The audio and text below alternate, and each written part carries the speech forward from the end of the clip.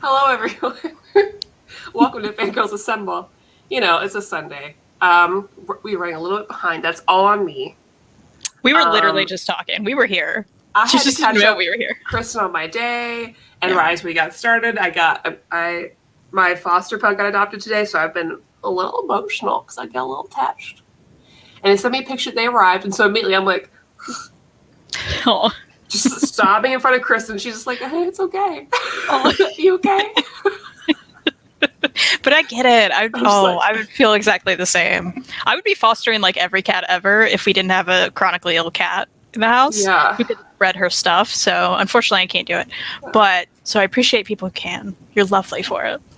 Thank you. I'm just gonna have to. Hopefully, I just get desensitized eventually. Yeah, it'll happen. Maybe I'll get an ugly one. And I'll love it more. Yeah, I was gonna say you'll love it more. Like a man and his cat. You'll love it more. Okay, stop. I've already cried like 5 times today. Once it starts, it doesn't stop because I'm already tired. I'm literally drinking wine to keep myself awake during the show. I don't know how that's going to go. Yeah, that may not work. Well, I'm a wreck. You know what's not gonna make you cry is the amazing deals you can get. You know what? I am going to cry because they're so damn good. That's true. InStockTrades.com. The best deals on your collected editions, up to 50% off. Free ship in the United States when you hit that $50 mark. It's very easy to do. Absolutely. In fact, I do it every time. Every time I place an order. I've never ever spent less than $50. No. If you do, though, $4 flat rate. I mean, that's not bad at all. Oh, yeah. Absolutely. You know. But, yeah, I would go for that free shipping, for sure. Best packaging around. Truly. It makes me happy. Again, I've talked about it before, but we've had a lot of storms lately in our area. I believe you have as well. Packages just sitting outside in the storms, and the only ones that survive properly are the ones from IST, at least for me. Everything else, I'm like, oh no, I'm scared. It's going to be very damaged by water. IST puts everything in a bag. There's those foam bricks around everything. Oh, yeah, and sometimes they got really good bubbles. You never know what's going to happen. Yeah, it's good. That's true. Those bubbles are nice. Gonna be delirious today. But yeah, IST, that's the one thing I can depend on in my life. Because, talk about the storms in real life, but also there's the emotional storms, right? That's right. You can't control everything, but IST, they're there for you. They're always there for you. I'm gonna get really deep on this, like more and more, really metaphorical. Emily's gonna email us and be like, the sponsorships have been a little. Yeah, you gotta calm it down. Reed makes a good point. Tears of savings. That's what you're gonna get. Yeah. Yeah. Reed says that he would sleep on a bed of the foam packing. You know what? Those are nice little pillows, though. They are. They're very sturdy, like a strong, sturdy for your. Oh. They hug your books perfectly. Oh, your books are in a nice bed. I know you're sad because you can't get hugs in the pandemic, but yeah, nice packing hug. Hug that packaging. Yep. It's funny because we're laughing like no one would ever do that, but we would do that. We would do that. Yeah. We would absolutely do that. Okay, so we are talking about Sweet Tooth. Yeah. Today. And I know that Gabriella was reading up on it, and I'm really excited you're here again. Good. Yeah, good to see you. You talk to you, and I can compliment you on your makeup again. I'll do that every time. Sweet Tooth by Jeff Lemire, which I'm surprised took me this long to read. I am too, but I'm glad you did it. I'll definitely pick up the big version of all of it when it comes out later this year. The compendium next month comes out. Yeah. Which collects everything but the return, because that's not even in collected edition yet. Mm-hmm. So, is the return just continuing from where... It actually is going back in time, I believe. Okay. I actually haven't read. I've been holding off. I have like an issue or two, but I'm like, I don't want to do it yet. I'm scared. Yeah. I'm not scared, but I'm just like, But I think he was kind of like, not a prequel really, but like going back. And anyone who's read it, let me know in the chat. Maybe there's a better description out there, but there is a little series that they've come back and done. So I'm looking forward to that. James makes a good point. Sweet Tooth is the comic version of The Last of Us. It definitely, that relationship reminded me of many of my favorite relationships and things. It's like it was suited to me. Like, do you want a found father figure and, Yeah. and a young child he has to take care of to save the world? That's from Maddie. He's a gruff dude, but has a heart of gold. He's been through some trauma. Mm-hmm. Mm-hmm. That's my man. I love it. So do you want to give I'll say brief idea of what the book is, and then we'll just get into talking about it? If anyone hasn't read Sweet Tooth yet, reading it in a pandemic is a different experience than or if you haven't reread it in a while, try it out, because it's weird. Because this is essentially about a pandemic that happens. There is a sickness that starts happening to people just out of nowhere, and then they kind of rapidly decline and die. Mm-hmm. So you're living in this sort of post-apocalyptic pandemic situation. A lot of people are dead.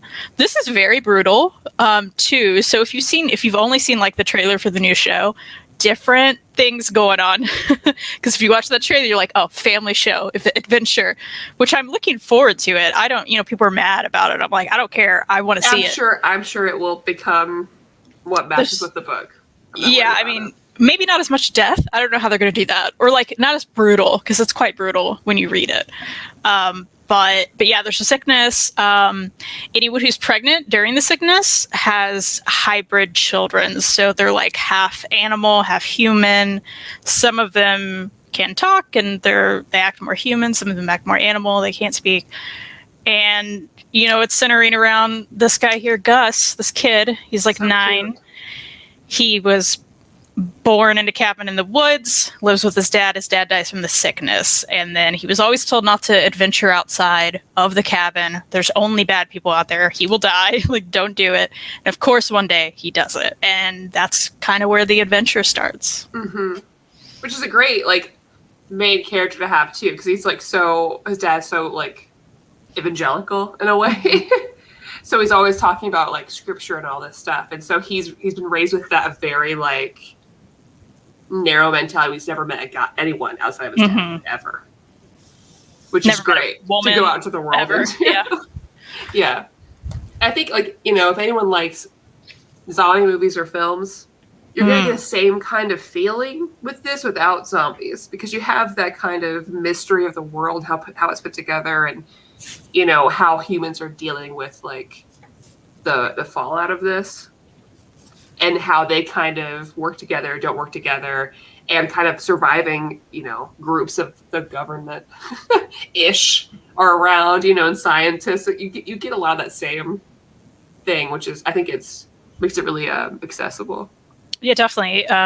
If you're into adventures like The Walking Dead and things like that, you'll probably enjoy this too, because it felt like, especially when you met the bad people and stuff happened there, and there was a lot of death, like I said, and then little moments like this, because the world's ended, they got to ride horses now. There's not gas is not easily accessible. This seems like it could be a panel from The Walking Dead to me, which I love. But yeah, this is Shepard. So The Last of Us.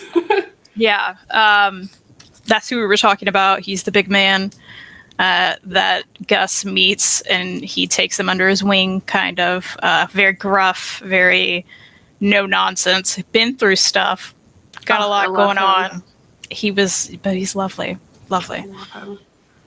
And, it follows, there's going to be a little bit of spoilers in this conversation, because I don't think we can avoid it. I don't think it's going to ruin anything overall, but there will be a little bit, I think. Mm-hmm. But even though, so reading along this, because you have these two kind of working together, and obviously there's some, things going in the background that Gus doesn't know, because he's very new, doesn't know how to trust. Mm-hmm. But it definitely follows a very, stereotypical thing that normally happens in these. Mm-hmm. Where this gruff guy who's a savior at the beginning maybe doesn't have your interest at heart, but secretly developing, paternal feelings for you. Of course. Right? So he's going to mess up and then fix it. And you know what? I don't care. I knew it was coming. But I still loved every second of it still. I was like, oh, he's going to come back. Mm-hmm, mm-hmm. He's going to miss it. It's one of those, he had to. But, you still, it breaks your heart when it happens. Oh, my gosh, yes. Which I guess we're kind of already saying, so let's just say it. Why not, right? Yeah, it's very early in the first in the beginning, Jeopard tells Gus that, hey, there's this like sanctuary kind of place for all these hybrid kids, and you're going to be protected there. You're going to be safe. I can take you there. And at first, Gus is like, I'm not leaving. And he's like, yeah, whatever, fine. And eventually he's like, okay, I'm going to go. You're going to take me there. Cool. So eventually they get to this place. And of course, Jeopard hands him off. They're bad guys. They're like, oh, yeah. Sort of payment. Yeah. Like, gives him a big duffel bag. I'm like, this is what we owe you. All right, see ya. And Jeopard pieces out. He's like, bye. And then your heart breaks, and you feel all the things, and you're upset. At least I was. Oh, yeah. The general you. Yeah, because he felt so safe with them after just, like, living with his dad's corpse for, like, a year. Oh, my gosh. Right? Oh, my gosh. I mean, he doesn't know really what death is and all this stuff. But but even more heartbreaking though, because he meets the other hybrid kids. Yeah. Everything about them just made me. Oh, so like here's some of them. Sad. There's like a pig girl, and I loved Bobby. Yes, I love Bobby. Who's like the beaver guy. Yeah, little beaver kid. Me and Bobby, you guys. Yeah, so he can talk pretty well, but it's broken, you know. Yeah. But I loved how he spoke. And they create this like bond in the place they're captured. And when you find out what's in the duffel bag, made me so sad. Oh my gosh, it's so sad. Yeah, because we learned that Jeopard, like, you know, he went back there for just his belonging to his wife. So you get backstory at everyone around eventually. Sometimes that's different art, which is cool. So even the most side characters that come back later, you're going to get their backstory eventually, figure out how they got here, which I really enjoy. And of course, Jeopard, you know, he had this wife who he was with as everything was starting to happen, and she gets pregnant, and they're like, oh man. He's like, well, I'm going to take care of you, can be fine. But they run into scientists there, the same place that he goes, or that he leaves Gus. And it gets separated. And eventually, I mean, she dies there. And so he's like, I promised her I'd take her home. And so he does all this so he can get her clothes and do his best to give her a burial. Which is, hurts. It hurts. And, you know, we learn that his son is dead. Yeah, the scientist immediately was like, your wife's dead. Your kid died. It's all your fault. Bye. Mm-hmm. Ugh. Like the ultimate bad guy, he was the worst. Oh, absolutely. The worst. That main dude, I can't even think of his name. I don't know, bald guy. Bald glasses guy. Bald guy with glasses, yeah. But he gets to such a sad point where he's just like, I have nothing to live for. He's just laying next to the girl, I have nothing to live for. And then he's talking about how, which is, I think is like, this really powerful moment where he talked about his own memory. And there's a lot of talk about memory and remembering people's faces and what people look like. But he talks about his wife and how, you know, as time has passed, he can't remember what she looks like. For a second, he sees her, but then when he tries to focus on it, and that it all goes away, which is exactly how grief works. It was so poignant. It was so sad. And he's like, I'm so thankful that I never saw my own son, because I know I would forget that too. Basically, I have nothing to live for, and then he sees Gus. And he's like, well, gotta get that damn kid. Yeah. Which, of course, that cute little kid. You're kidding? He was crying. You left him. I like how Gus is like their oh my gosh, protector who provides a comfort for all the other hybrid kids. Yeah, absolutely. Yeah. He immediately took on that role, which was just so sweet. Because, you know, those kids have just seen kids leave and leave and leave. And they're like, they leave and they never come back. We don't know what happens to them.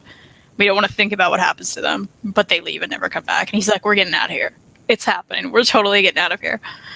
And he has this, especially because he has like I think he's the strongest use of language out of all of them, really. Mm-hmm. Well, and he has this naive optimism too, because he hadn't seen a lot of terrible thing. I mean, on the way there, he saw a lot of terrible things, but that was really his first exposure to like the horrors of the world. And so he was able to be like, yeah, it'll happen. It's fine. And these kids are like, we've seen stuff. Like, it's not going to happen. Oh, yeah. I think probably his willingness to lead and do this stuff is probably also related to kind of like his genealogy. I'll say without spoiling that thing. but like I think he's almost like bred to be that way, whether he realizes it or not. Yeah, for sure. And then at the same time, we have like the people at all the scientists. You have like the crazy scientist who is working with Gus and like finds his dad's Bible that he wrote himself, like a crazy person, but actually is very prophetic. And so immediately upon reading this book, he reads it. We learn this story that like basically Gus's father wrote down about like how he's the new God and like all this stuff. And immediately he's like, amen. And he's like, I'm going to follow. This is the key. He's the key. I'm going to follow this kid. I'm going to take him up north. He's going to, he's going to bring about the new era. It's like, let's go. Like just such a quick just like, I'm in this cult now. It's happening. Forget science. I read this one book. this little deer boy. Which, in any other book, I think could be taken as like, oh, that was too fast. But at the same time, this guy's been through it. He's been trying to figure it out, trying everything, dissecting everyone and everything. Like, he hadn't found anything that was so close to like actually having an answer. So the moment he did, and he read that, and he was like, yeah, okay, I'm in this cult. I'm in. Like, yeah, this has to be. Which makes sense, because like they had I don't agree with what they've done. However, I mean, everyone's dying. The scientists have no idea. They're losing. I mean, civilization has crumbled. They don't have access to stuff anymore. The only thing they can do is like capture these kids, capture these pregnant women, and eventually they give up and they're like, okay, we gotta cut them open and study them, because how else are we gonna figure out what this cure is? Which is so devastating. We see those poor little kids. Oh my gosh, yeah. These poor little fine-looking animal kids. I love them so much. And these poor pregnant women just like pulled off the streets in some cases. I mean, one lady, I won't ruin that either, but like she was a nurse just going like into work with all the hospitals being overran by everything, which again, in 2021, rereading that's like, oh no. Because even like there was one guy who's like, you got to wear a mask around them. You got to wear a mask around them. Yeah, and the guy was like, it wasn't matter. They're all dead. Yeah. It's like, yikes. Because we know now that can be transmitted after death. In the real world, at least. Maybe in this, yeah, I know. Very sad. All right. Let's not get too real. Yeah, but she was just going into work, a nurse dealing with this nonsense day after day, and she was pregnant, and people just grabbed her off the like streets. Yeah. They're like, we're going to take you in now, and we're going to like take your baby and perform experiments on it and try to figure this out. It's crazy. But yeah, I don't want to spoil like the big part of it, but I will say that like a lot of stories like this, it is so much more than it seems. There's so much more at play, but I think what's great about this compared to other genres like this is that it's not what you think, which is really fun. Like, I always try to guess ahead when I'm reading books like this of what's going to happen. And I'm always like, okay, big government scheme. It's Umbrella Corps from Resident Evil. It says it's, and I was pretty surprised about what this came from. I was surprised by the overall big picture. I wasn't expecting what we got. It wasn't the obvious choice. And I like that. I think that's what makes this special. And I also like the different kind of storytelling throughout, because you kind of got he would switch up. Like every once in a while you get like the children's storybook for a few pages. Yeah, there were like 2 issues of that. Which is kind of hard to read on the screen. I will say that. I think even like having to book. Turn your book over, I'll try to find some of that. But is that what it does? Yeah, I'll try to find some of that for you. I do want to point out, because I just flipped to this, I love the covers throughout. They were so, I mean, this is just so unique and really like captures what's happening in that moment. Yeah. There were so many good covers. Let me find some of the storybook stuff. I think it starts in the next book. And even I loved that, and I loved all of his dreams.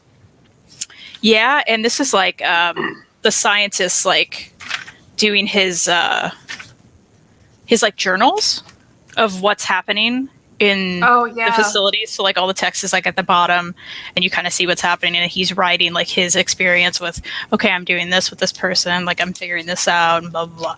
That was interesting too. Let me grab the other one. Yeah, I really liked Gus's dreams. I liked how even those were kind of prophetic. And then sometimes there was a really cool dream sequence where he's dreaming and what's his name again? Old man, big man. Jeopard. It's hard to remember because it's a weird one. I remember when I'm reading it. But Gus and Jeopard were dreaming separate dreams, and you kind of go back and forth, and the dreams connected, and it was so cool. Yeah, and I love it was so creative. The art changed a little bit when he would dream too, and I love that the way that was done. Yeah, they both kind of wake up and they're like, "Oh crap!" It's like they knew that maybe they were connecting in some way. Yeah, and they kind of like at that point they're kind of leading in a direction where like I was even thinking like, okay, so probably he's his son is what I was thinking at this point. I was like, we know that like Jeopard's wife died. And she was pregnant. We know they had a kid, yeah. And, it's very likely that Gus's dad isn't his dad. And so I was like, and I won't tell you what happens, but. Here's another nice example of, like, when you're getting the characters' backstories. Like, this is Becky, and the artist changed here, too. So he got some good people to, like, do these different art to show you the flashbacks of different people. Matt Kent did the pig girl, which was really cool to see. I love his art, too. Still looking for here it is. Okay, so here, you would have to turn the book like this, just to have like wide but it was like a whole issue of like Gus writing a children's book about what's happening basically, and that was really neat, really cool, really well done. Probably easier to read this not on a computer screen because you just turn the book. and luckily it switches it automatically. Oh yeah. But I wasn't ready to have like, because I've got the wider screen, and so it's like so much text just like this way, and I was like, I used to this much of my computer screen. I can't. I really enjoyed Sweet Tooth. I thought all the characters were so easy to connect with and follow. And I was devastated every time anything happened to anyone. Yeah, I know, right? It was really, really hard. Like, there's that one young boy that we see that kind of gets left behind. That I won't reveal who that is. But, oh my gosh, I thought I was going to have a heart attack. And I was going to be like, Kristan, what the hell? What have you made me read? Why would you do this to me? Yeah. That would really hurt, yeah. Because I loved him already. Without knowing much, I was like, I love this boy. Yeah. No. Yeah. And I love Bobby so much. Bobby was so good. And, I enjoyed all the twists and turns, like, because there's some other side characters going to go through around that, like, maybe or maybe not make it to the end, but, like, it's just, it gave me what I like from zombie stories and, like, post-apocalyptic stories, but with a different spin on it. And I always love when there's like kid-focused things in there because you can't help but just get more involved. Oh yeah, and more focused in on there. And then when they started adding in more like lore throughout, like that was really cool and neat. I felt like I never really knew exactly where it was going. Yeah, and even like let's see, it's like the start of the third deluxe for anyone who has this. Which, by the way, oh yeah, go ahead. Christina says, I also thought it had one of the more satisfying apocalyptic endings I had read. It followed a lot of common tropes, but couldn't help fall in love with the characters and invest in the relationships. Absolutely. And like I said before, like there were some things that I could follow and I knew were going to happen. But there's some people that like lived their tropes until the end. And but they're written so well. And I knew it was going to go the way it did, but it didn't make it any less impactful. It just was so easy to fall into this story and world. Anyway, sorry, go ahead. Oh no, I was just gonna say, I think Inman 40 earlier. Yeah. So he said, I'm showing off my volume 1. It makes 0 sense to me why DC does not reprint. I know. Yeah. So that sucks because volume 1 has become like grossly out of print. Like you can't find it now. If you find it, it's not a good price. I would not recommend doing that. I know people are like the compendium softcover. I think that's the way to go. If you want to own it, get that, because I do think also they're a business. If that sells well, they may be like, yeah, maybe we'll reprint the deluxe. I mean, maybe, hopefully. I was hoping it would be. I think we were all hoping it would be like a hardcover Omni. Mm-hmm. But I think it'll still be nice anyway. Yeah, It'll be really nice to have all it in one. It'll probably have a cool spine, I hope, you know? I'm pretty happy with the soft cover, honestly. For sure. I'll be happy with it. And you can read the first volume of those books. Comixology has the first deluxe for free. And you can buy the next two for like 12 each. Oh yeah, that's a great price, for sure. Which wasn't bad. And I love Comixology. I mean, it's better to own my books when possible, but like, it's still nice. I agree. And they're adding more and more. Like for anyone who maybe wrote it off like a while back, try it again because there's just more and more happening. So at the end, we get sort of like an epilogue deal, like what Christina mentioned, where we see what happened to some of these characters later in life. You get to see them kind of grow old. How did you feel about that? I loved it. Yeah. I thought it was, I just thought it was really well done. I don't want to ruin who's there, but I love the reveals and how it ended with the one character where you're like, oh, that's a bummer that this is happening. Yeah. You know, with the fighting. But I think that worked out, which was nice. And I don't know. I love what they built. I thought that was really well done. And the actual like last page, I thought was really powerful. Oh, that was beautiful. Yeah. That made it all worth it. Yeah, for sure. Because I liked it, and I loved the end. I thought that was beautiful. But I also feel like it could have ended without that. And maybe I would have, I don't know. Sometimes I want the closure. I'm sure if I didn't have it, I'd be like, oh, I want to know. Yeah. And sometimes when I have it, I'm like, but I think it's almost kind of more beautiful. If I don't have it, I don't really know. I can see that. Where this is going. It really like gave you closure on things. Oh yeah, they're like, you don't have a question. Like they go through everything, which is nice. But I like that because we don't get it a lot, right? So there are so many stories, and I think you're right. It could work really well for a lot of stories, but I thought it was nice. I thought it was really nice. And I definitely want to read that next Sweet Tooth book also. Yeah, for sure. What did you think of? I haven't watched the Netflix trailer yet. I wanted to wait until we read it. I mean, everybody's talking about how it's a different tone. It does seem more uplifting. It seems more like this is a big adventure book, I guess, but it feels like a big adventure book. I do think it's one trailer with one tone, with one editor. So with one, music track throughout it, that alone can change the tone of something. Yeah. So I'll be curious to see like what the rest of them. They did also like there's an interview with Robert Downey Jr. and his wife who are like producing this, who are talking about the book versus the show, and they are saying like there's a little different tone. It is more like family oriented, I think is what the words they used. So that's why I was like, oh, are they going to like not murder a lot of people? Like, I don't know, because there's so much like violence in this, but I'm still looking forward to it. It looks beautiful. And maybe I'm wrong about that. Don't quote me on that. The family thing. I could see them surprising you. Because I think if I was going to make this, I want to kind of like with the earlier trailers, like lure you into a false sense of comfort. And then you start it and you're like, whoa. Yeah, and we've definitely gotten that from things before, right? Especially like comic things where we'll see the first trailer and we're like, what's happening? This doesn't make any sense. And then the rest of the trailers make more sense. So I'm looking forward to it. I'm going to watch it. But, and the kid who's playing Gus looks adorable, like Gus does. So I like that. Yeah, I think the casting was good.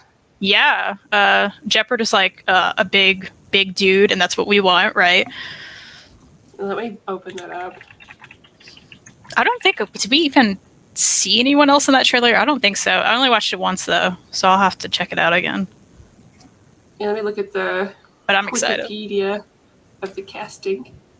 Yeah, we've got Will Forte as Gus's father. That's fun. I forgot about that. Yeah. That's hilarious. Okay. Yeah, I don't recognize a lot of the other names. So Nonso, I don't know if I'm pronouncing it right, who is playing Jeopard, I've seen in a lot of things. Like Guava Island, Pan Cinderella, Ender's Game. I've always really liked him. He's in Game of Thrones, Doctor Who, but yeah, I think it would be cool. Lemire's ending at all the feelings. I really hope the Netflix series can find a way to capture that. I bet it can. Yeah, I can see that. It was very cinematic the way that last issue was too. Jessica said, I thought Ginny and Georgia was going to have big Gilmore Girls feels, and then there was some Breaking Bad snuck in there. Netflix could deceive us. Absolutely. True that. Yeah. I definitely started things. I'm like, oh, this looks really great. And it's like, surprise. It's dark. And you're like, whoa. Yeah, sometimes when there's a show like called The Circle and you start watching it and you're like, what is this? And then like suddenly you watch like the whole thing. They can deceive you that way too. So glad. We'll put in some circle talk at the end. Yeah, we will. But yeah, no, I love it. I'm really excited. Like this, I love any Jeff Lemire. I've yet to read any Jeff Lemire that's not like a 10 out of 10. He just knocks it out of the park. And I love Jeff Lemire art, and I'll fight somebody about it. I don't care. Thank you. Thank I you. like You know it. I will. I've already fought Omar about it. Well, I think he does. I think he does Southern well. Yeah. In a very like humanist way. Because a lot of people don't know how to write. Because like Cullen Bunn and Jeff Lemire can do Southern stories, and I don't always trust other people. And not that there was like overtly Southern, but there are Southern characters. Yeah, and I think this is in the Midwest, which makes sense to have some of that thrown into. Although they were talking about Midwest in the middle, but then he was in Nebraska at the beginning. So actually, I don't know. Every time I see rural, I just assume. Yeah, I understand that. No, it makes sense. Hey, that's where we are, right? Yeah. So like, yeah. His dialogue with everyone throughout this was just so perfectly done. Yes. Down to like Becky nonstop cussing as a 16-year-old, which was just really funny every time it happened. And then the way, of course, that Gus spoke was very different than Jeopard, was very different than Bobby. Like everyone had their own. So distinct. Yeah, and it was just beautifully done, I thought. Very well done. Smotluck. Hey, Smotluck. I feel like I haven't seen you, but Jeff Lemire's art fits the stories he uses it on. I agree. Totally. I think it's just like the roughness, but there's something like rough, but also I don't know what the word is, sincere. Maybe. Yeah. But it just fits these characters because they're definitely rough around the edges. They're always very sincere and interesting and genuine. Genuine. That's the word I was going to use too. Yeah. And even like, I'm trying not to bring up a spoiler here, but here's a nice difference. We were talking about how the art changes with certain effects throughout this, which was very cool and well done. Like this is when, Gus is having like a dream over here. It's more sketchy. It's more watercolory versus like, the regular art over here. So it's very distinct and you know what's happening. You don't have to question it, right? You're like, okay, we're in like, he's unconscious and he's having a dream. Like we know what's going on. Versus like, here's the regular art. I love how it's done. Oh, I know. When we learned Bobby needed to hibernate. Oh, because he was so tired. He am so tired. He am so tired. Bobby. Oh, the best. Truly the best. So good. How dare they give a hard time to any of these sweet, sweet babies. I know. And they all went through a lot. It's brutal. It is brutal. I'll laugh if that Netflix show is quite different in a very uplifting way, and then someone's like, "Oh, I got to read the book," and they're like, "What's happening?" Because there's a lot of death. There's a lot going on. I loved it. It was a good read for today. I needed an extra because I've had a day, and so I definitely needed a world to fall into. I have to admit, I almost didn't read this as much as read this as I hate reading about animal death abuse. When you combine hybrid animals / children, I was like, hell no. Glad I overcame aversion. Absolutely. And luckily they didn't go too far.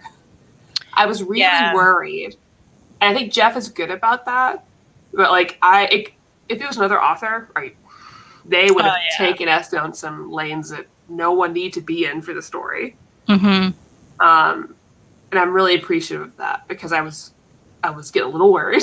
Yeah, because there could be some really messed up elements that just weren't there. Thank thankfully. And some of the language kind of made you feel like it was about to. And I was like...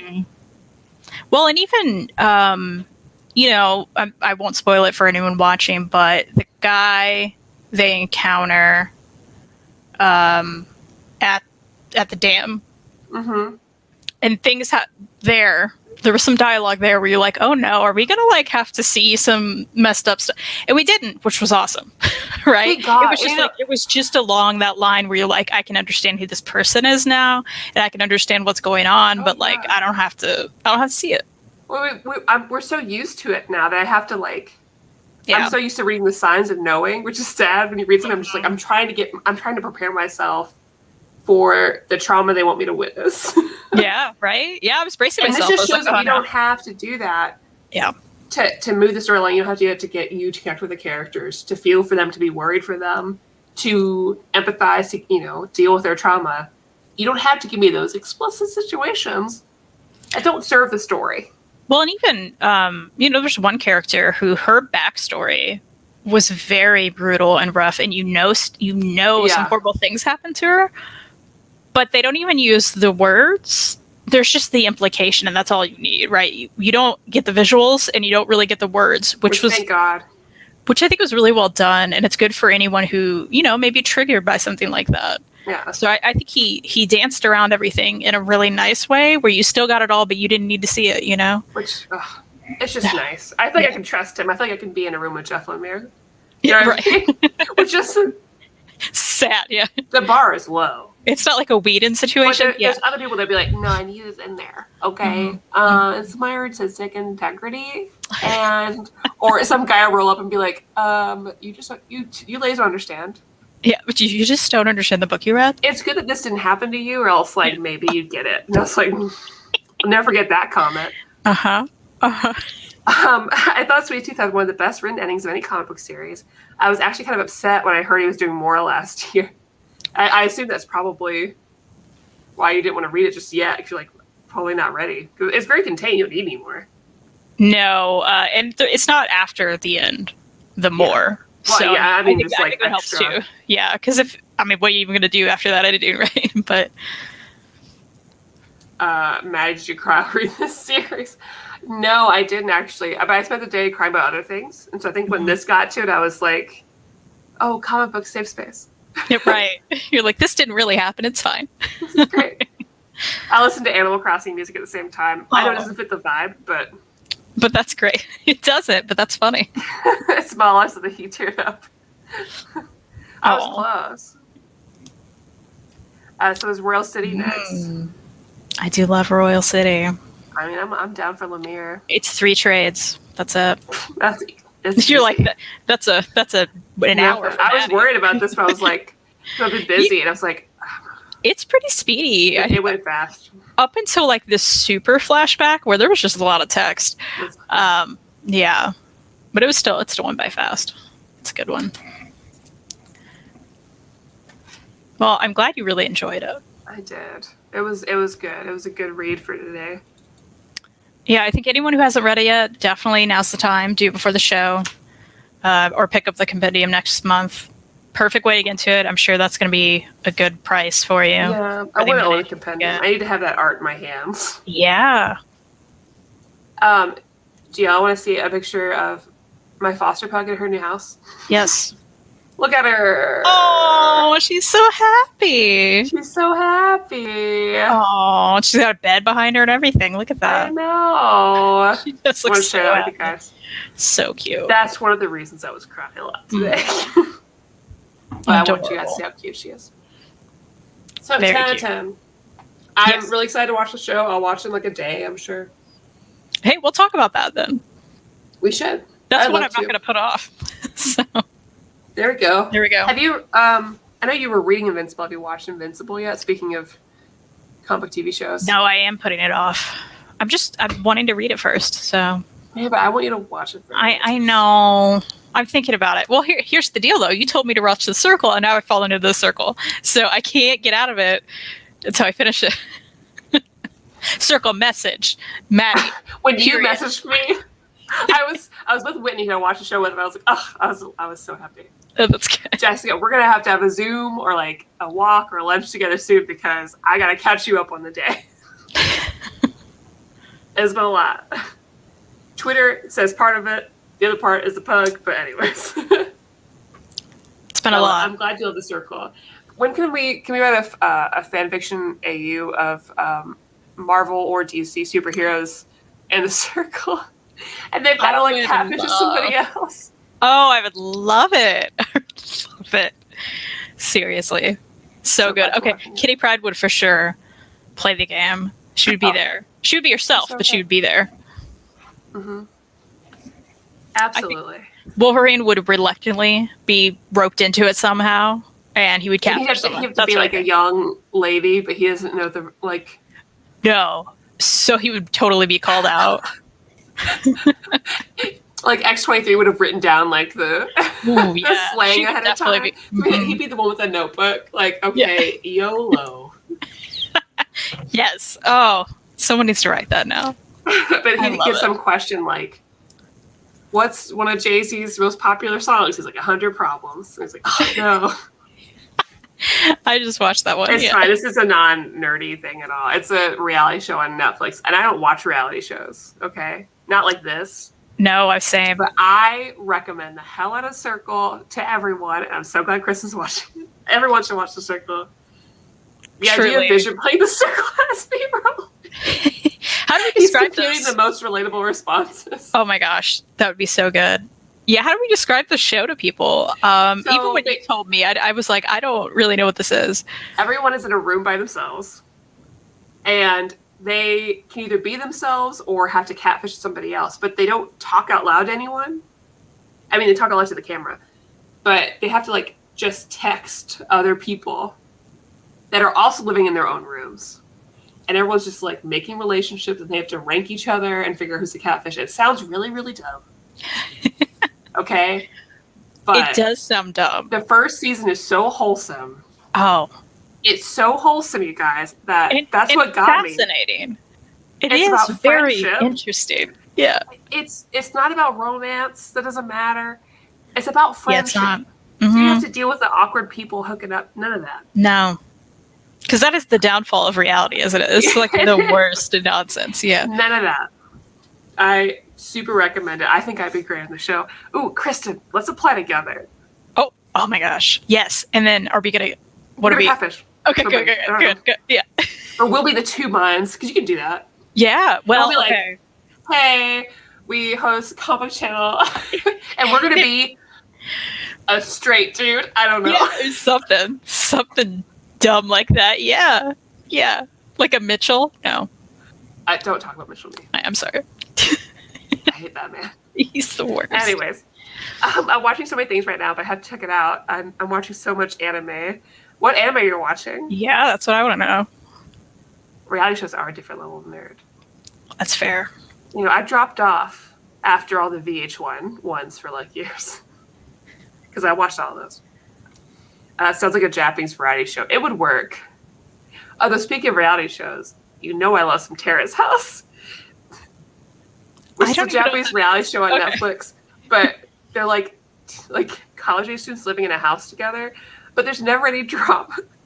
It's just like, they're just living their lives. It's very calm. But they also have people that like do commentary, like different celebrities or whatever. That like they'll be sitting there like, oh, they're going out today. It's exciting, but they're very casual. It's like, oh, hey, you know, do you want to? We're gonna all go to the bar later. Do you want to come? Oh yeah, sure. It's just. So it's really our dream comic book scenario, but in a show. It's just very casual. It's very casual watching, but you find yourself like, yeah, I love that. Okay. Ooh. Oh yeah. Promised Neverland. Oh man. So I watched the first season and then I read all the manga with Kristan. Yeah, I've read all the manga. I haven't watched the show. I hear it deviates. Season 2 deviates a lot. Right. So I'm interested. I need to do that. Gabrielle, we got to get you on, or I don't know if you prefer Gabriella or Gabrielle or Gabby, you listen to. You got to get all that Shonen Jump app so you can just read all of it. Oh, yeah. $2 a month? Yeah. Make your dad pay for You should it. come on the show, Gabriella. I've decided after you've like in the comments twice, like, yeah, like we're friends now. We're Be friends. here. Come on the show. Let's read something. Hang out with us. Oh, I did love Flavor of Love. I watched all of That's it. Are you kidding funny. me? With New York and Charm School. And you know I watched all of Tila Tequila, but I can't admit to that. So reality TV. Jessica's a big brother fan. I never watched Big Brother, actually. I haven't either. I saw a lot of clips from the celebrity one with Ross Matthews because I love Ross Matthews and he loves it, so I know about it from him. That's it. Yay, Gabby's in. I'll message you later on Twitter. Hang out with us. Since you watch, you know we just chill. That's it. Yep.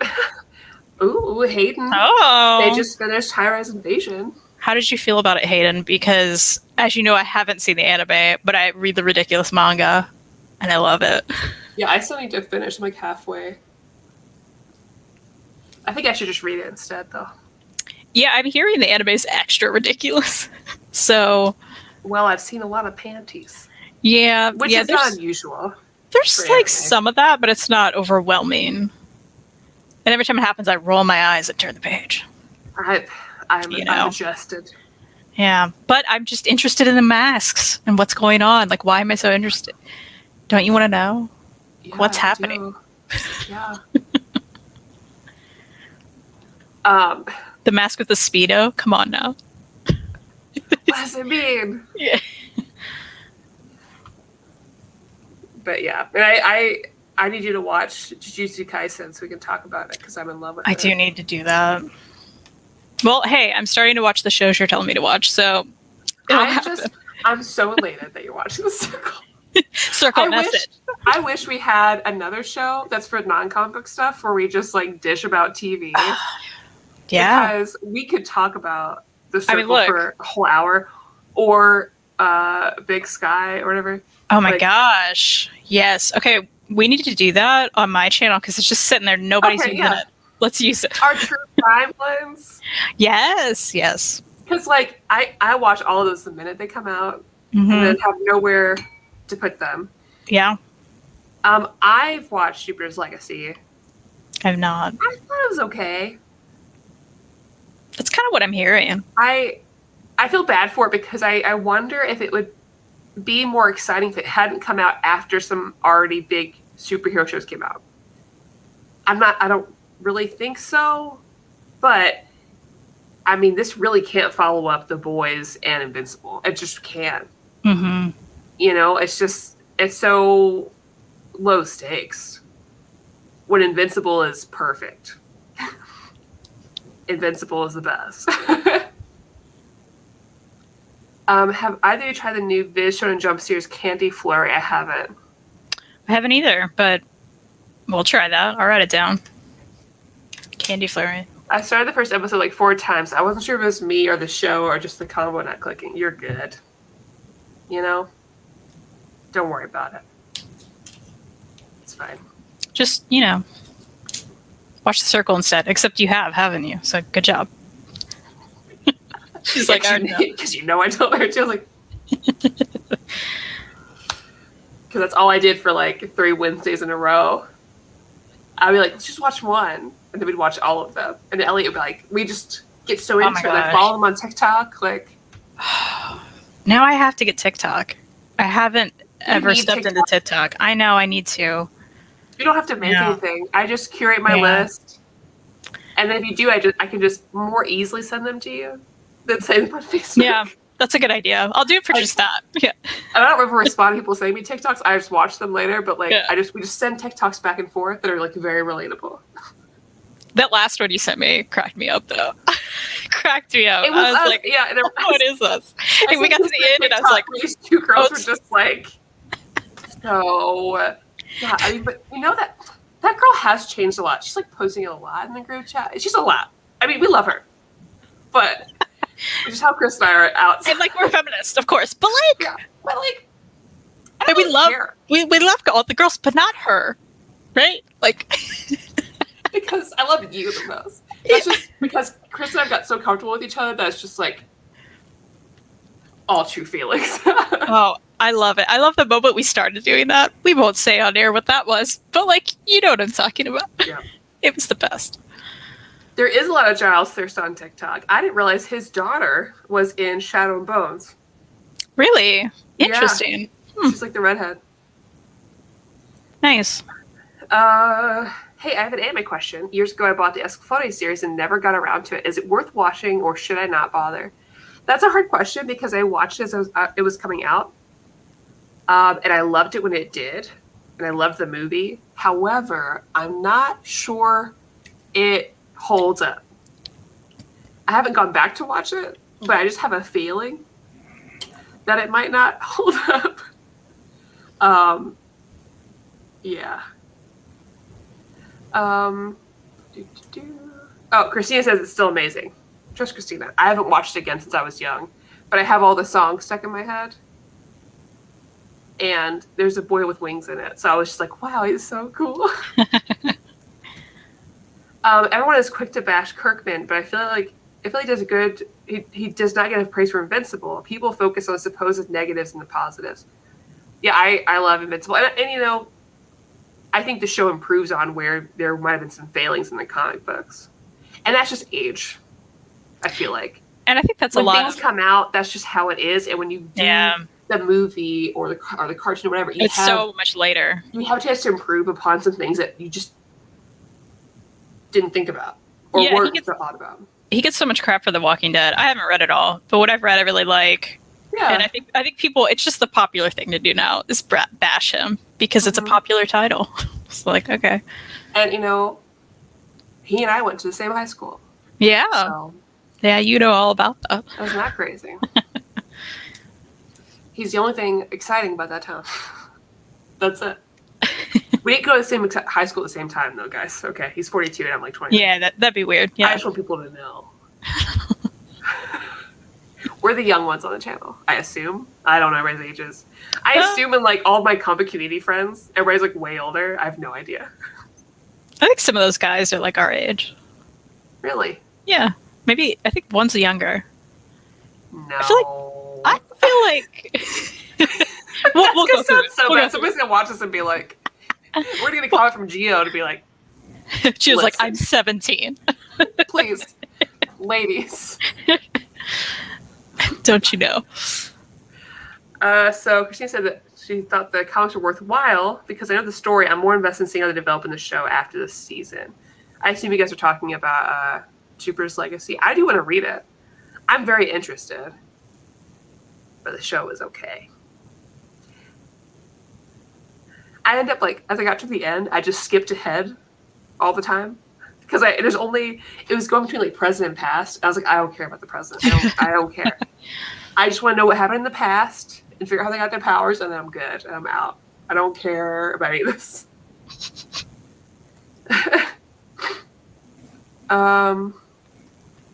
James wants to know when you have a ETA and when you will find to make a new ongoing Kickstarter video. That's something I just need to remember to do, James. I do want to do that. I love backing Kickstarters, so it will happen eventually. Early Walking Dead is amazing, and then it became the same over and over. That being said, it's still better than some of the titles out there. I can see that. Yeah. I didn't read it until later, and so I don't think I fell in love with it as much as other people did. And also, unfortunately, I played the Telltale games for Walking Dead before reading it, and I think those are perfect. To me, that's the Walking Dead I want.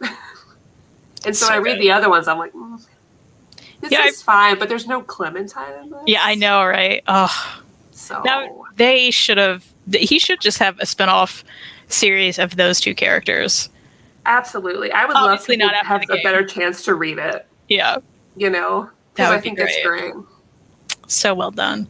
Yeah, I think I read up to like issue 100. I need to go back. I'll read through it eventually. Yeah, I read like everything else. Yeah, I read whatever I read for Over Your New Reader. I think, and I was like, I'm okay. Because I'd watched the show for a long time. Like, I went to Fandom Fest to meet Norman Reedus. Like, I was a fan. Yeah, we were there together. I know. See, all of those times, we were so close. I know. We were in that same line. Star-crossed lovers. I mean, what happened? Fandom Fest was also the worst con I've ever been to. Holy worst crap! convention I've ever been to. So, it was the glad most. It's dead. Oh, me too. Of course, it went under because it was the most disorganized, chaotic nonsense I've ever. No one knew where to tell you to stand. Well, they kept forgetting to pick up any of the doctors to go to their panels. Oh my gosh! John Barrowman had to do a live video complaining about it. Yes. I was in line for Norman Reedus for hours. Oh my gosh, it was the longest line. Yeah. It was the best part of that weekend, besides like getting to walk past people, because some of the celebrities were very accessible for no reason. Yeah.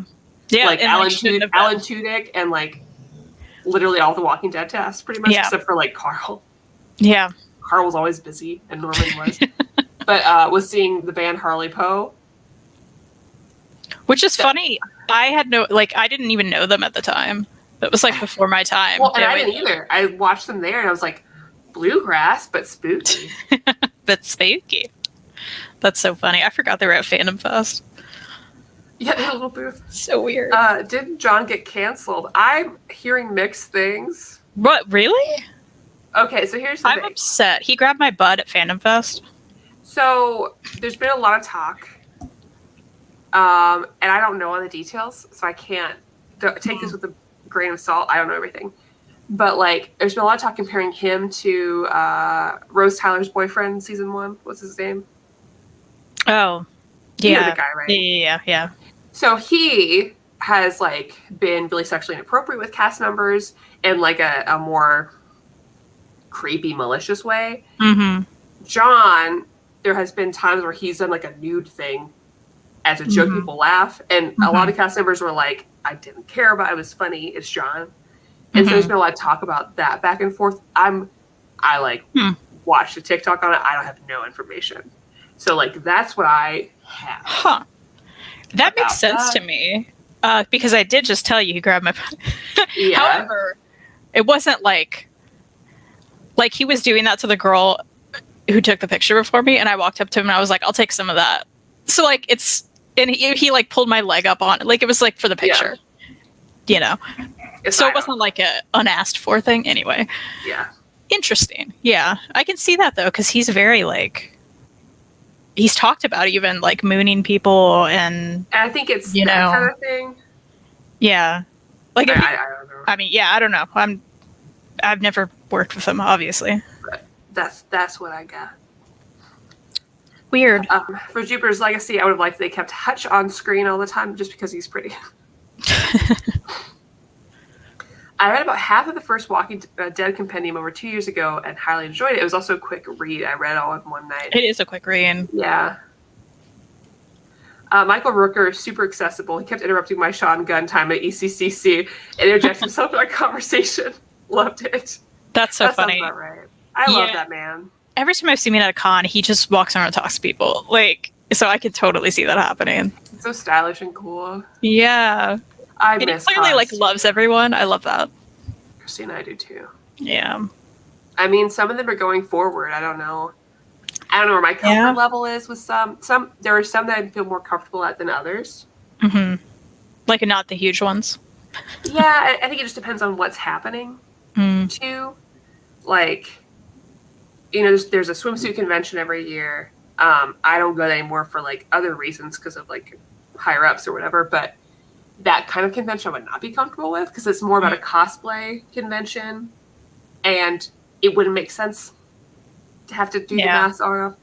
But for cons where you're mostly shopping, I mean, it's not that different than going into a public space to shop. That is true.